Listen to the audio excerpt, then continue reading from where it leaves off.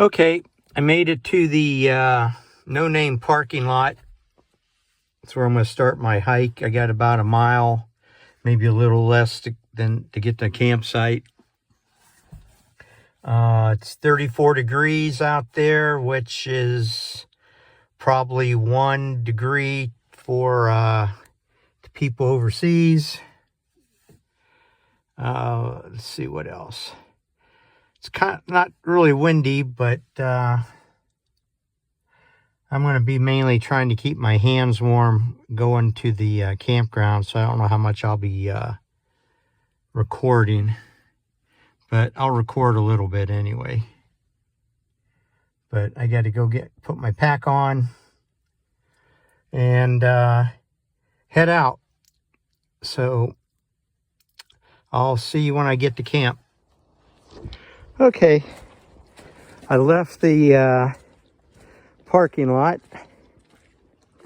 and heading down the trail. I should be coming up on a sign pretty soon. It says Mountain Creek Campground. Oh, I didn't even see the sign. And they had some blowdowns at this campsite a couple weeks ago, and I guess the people that maintain it opened it up again. Kudos to them. I'm glad that we got people like that. They actually need more trail maintainers, but I live too far away to really get involved unless it's conducive. So there's my sign, and my hands are freezing, so I gotta stop recording. I'll bring you guys back later. But before I do, I'm trying out some new gear this time.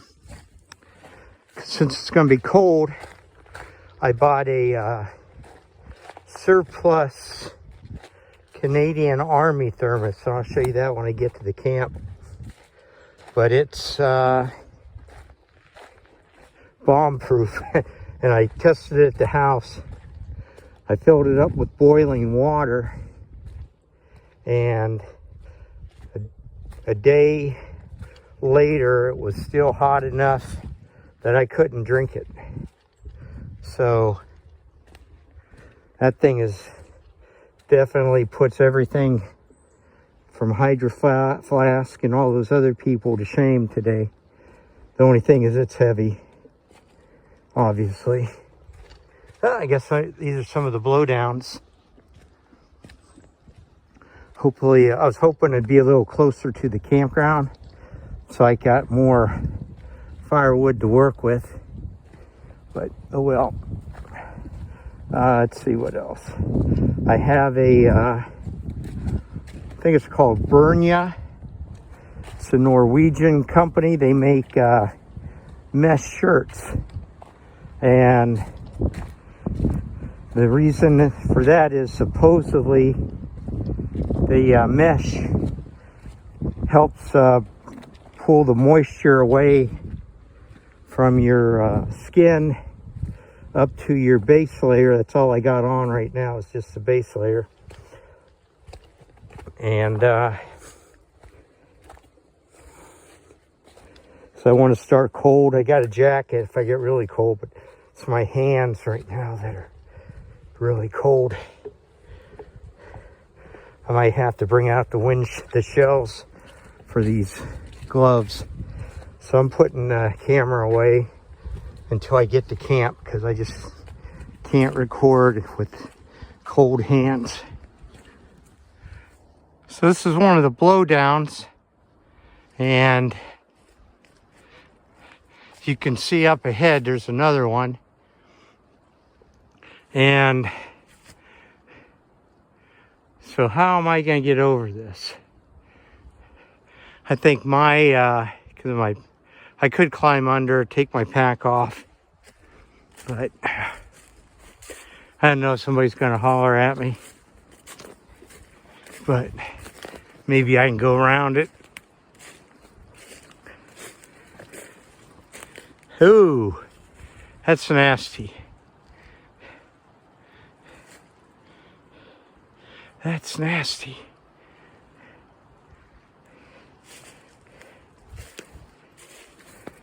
So I'll head back and maybe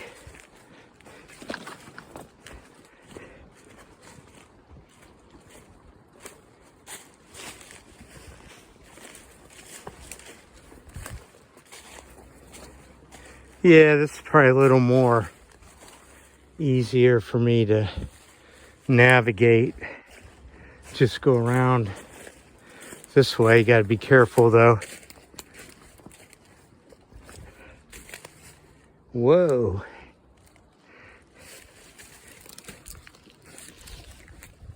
Now, one of the things, I mentioned this before, I think in another video, where the tree got uprooted, you would think that's a good place to sleep, but it's not, because there's normally a lot of water there. It's not so bad where the tree actually fell down like here, because you can put your tarp over it and that tree will act as a little bit of protection for you. So I'm gonna swing my leg around. I got a vine here. Swing the other leg around.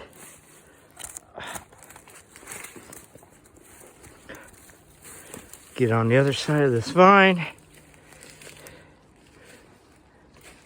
And head back up to the trail.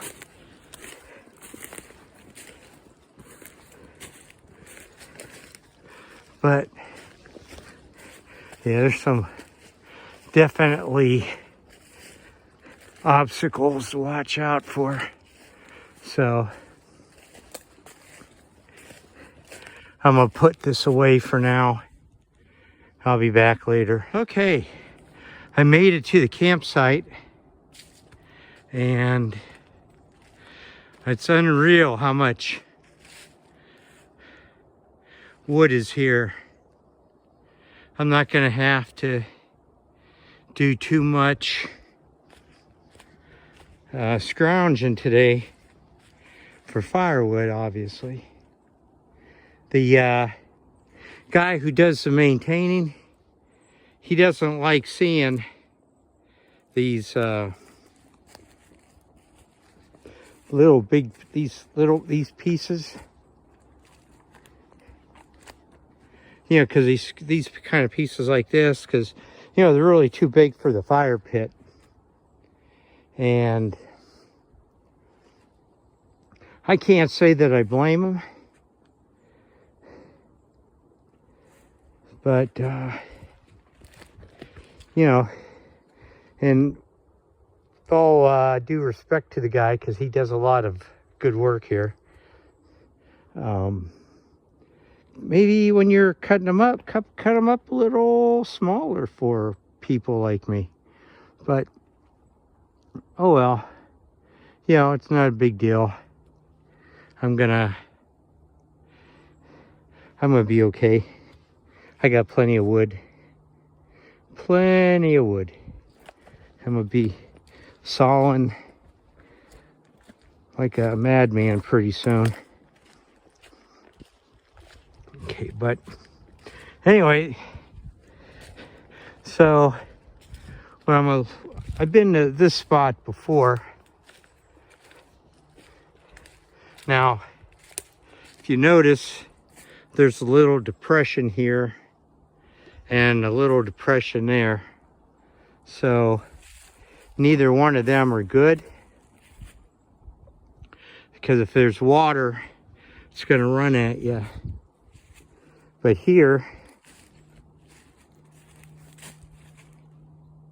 is not so bad, because a little, okay, I'm saying this from a tarp tarp guy standpoint.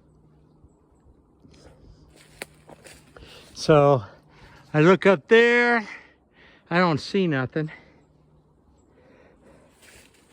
And in here, this is right in here is where I slept before on this little ridge. And there's a little depression here, but my tarp would cover that. I think the smart thing to do today would be to sleep in here. In here.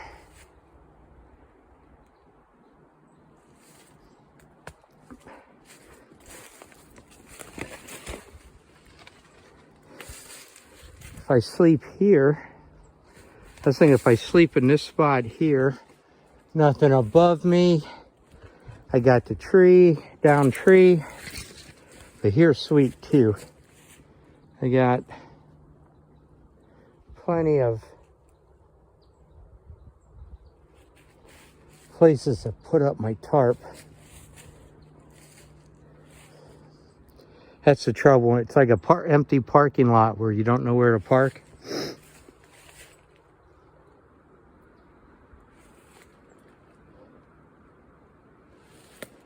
But I don't see too many. Oh, there's some debris down here, pine cones. Don't want to be laying on those. A lot of pine cones here too.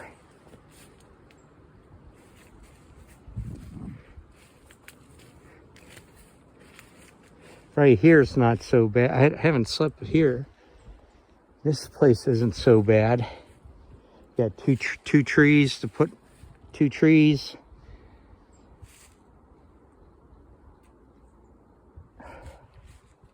I want to be a little away from the fire. That's why I'm kind of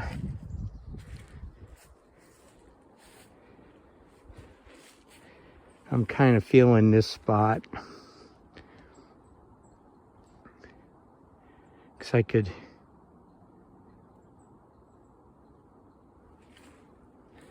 yeah, I don't know.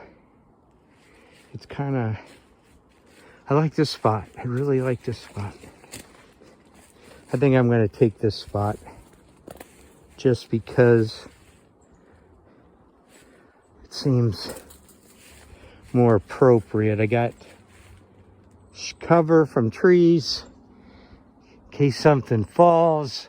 I got other trees that are going to take some of the pain.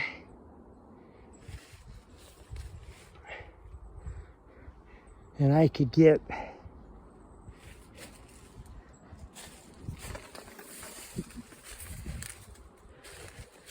I can fit my tarp and bivvy almost anywhere.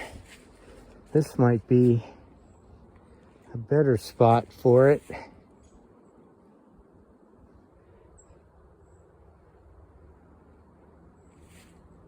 Might be a better spot, I don't know. Okay, this is what I call my winter tarp.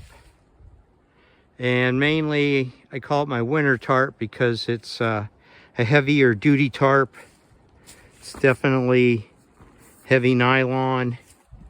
The trim is all reflective. So if I had to, you know, if it's out in the middle of the winter time, it's normally, you know, white or brown or whatever. So the orange shows up pretty good.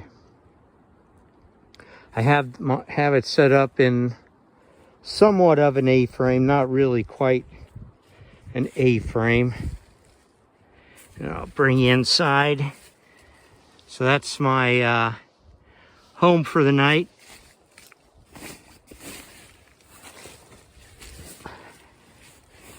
I'm using my Army bivvy bag, USGI bivvy bag. I have my 17-degree down sleeping bag.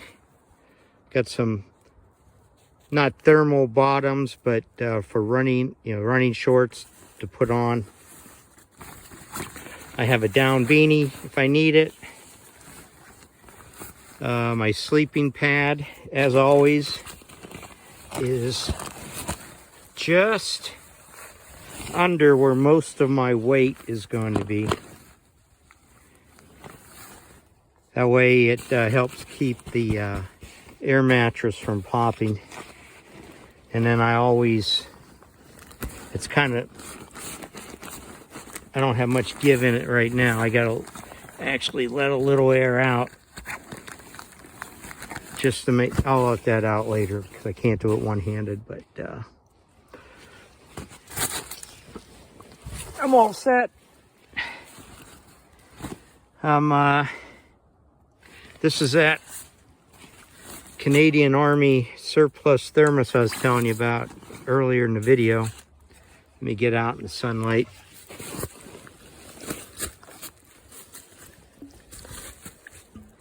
And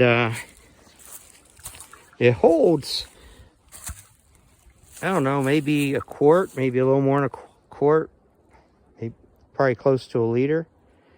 And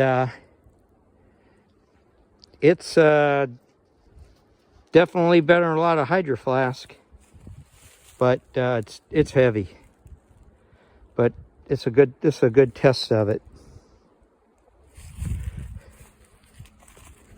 I got my Lucy light. I'm gonna hang that up later. That's mainly, I didn't want to do that. I want to let it out in the sun as long as I can. But,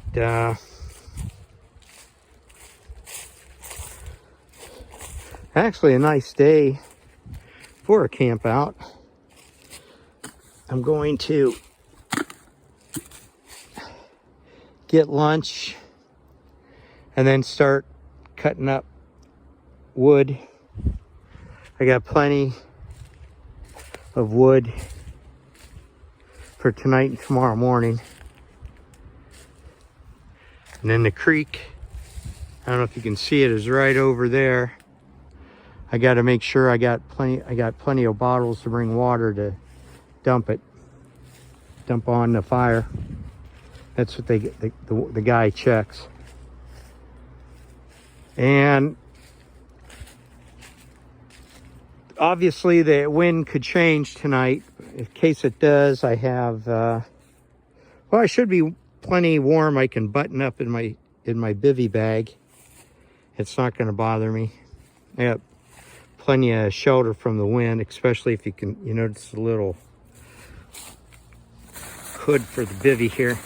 And it's definitely airproof. I almost suffocated in there one time because I buttoned up too good.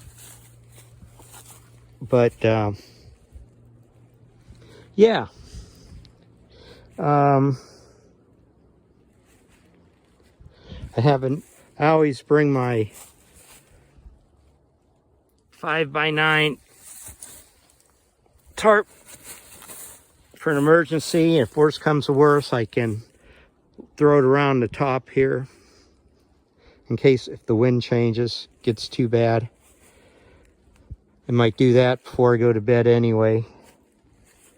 Just so I can get in down that way.